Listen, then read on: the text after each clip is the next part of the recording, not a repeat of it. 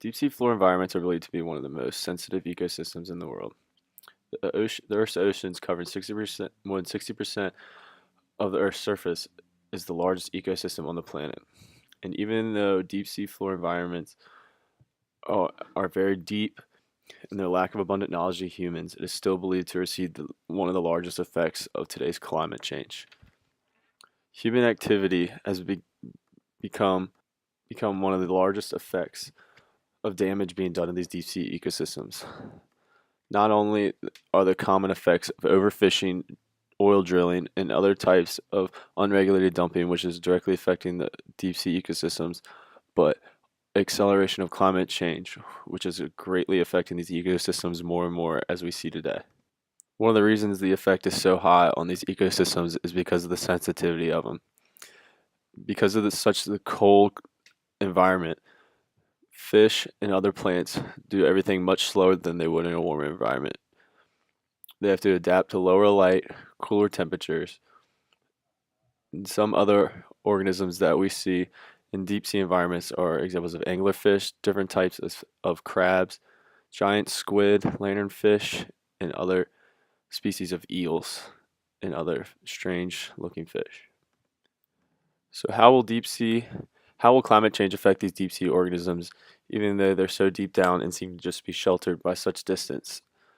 Scientists and international research from countries such as United Kingdom, Canada, Australia, and France have begun using advanced climate models to quantify future loss of deep sea marine life.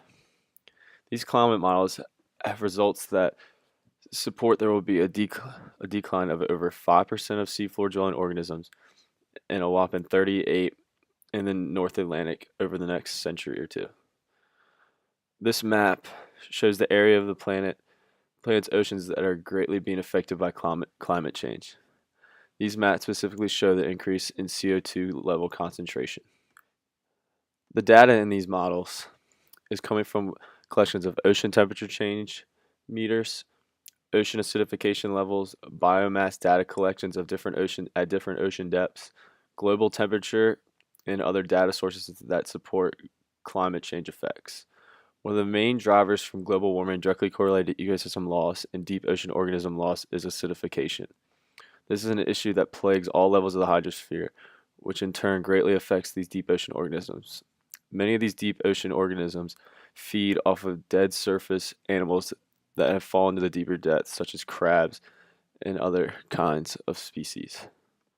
This acidification from higher CO2 levels is harming organisms in the higher levels of the hydrosphere, such as coral reefs and other shelters for fish and other kinds of organisms, which in turn are the ones that die and drop down into the depths of the ocean, in which the abundance of these animals aren't going to be as much over time for these deep dwelling animals that can't survive in higher levels of water in warmer temperatures.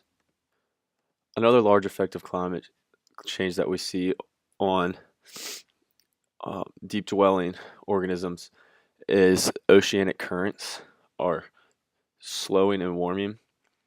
So the movement of food for these organisms from decaying animals and organisms from up above and somehow being moved by currents to them aren't moving as far. In turn, some organisms in deep dwelling areas won't have as much food available.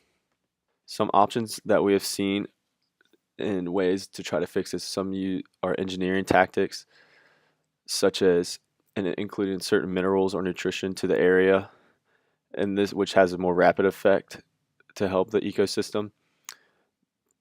And then the biological tactic, which is implementing captive breeding or reseeding of organisms to specific areas, which is more time consuming, but over the time could have a greater impact. There have been small scale attempts to cut down on the acidification of oceans, but progress has not been so successful. In areas around Australia, these smaller scale projects are being done to try to find solutions for the loss of coral reefs formations by introducing chemicals to the water around the reefs to cut down on CO2. Though little results accessible for these trials, which it'll take time to view a positive impact from these helpings. At this point, most that can be done is what humans are doing at the surface and cutting back on any kind of effect that we have on global warming, such as emissions, slowing of our consumption methods, and other dumpings or harmful interactions to the oceans. Overall, to these deep dwelling organisms, we see the greatest issue is from this climate change is access to food that they are seeing. Because of this acidification and other climate change, such as warming of the oceans and slowing of oceanic currents, is causing loss of food abundancies for these animals.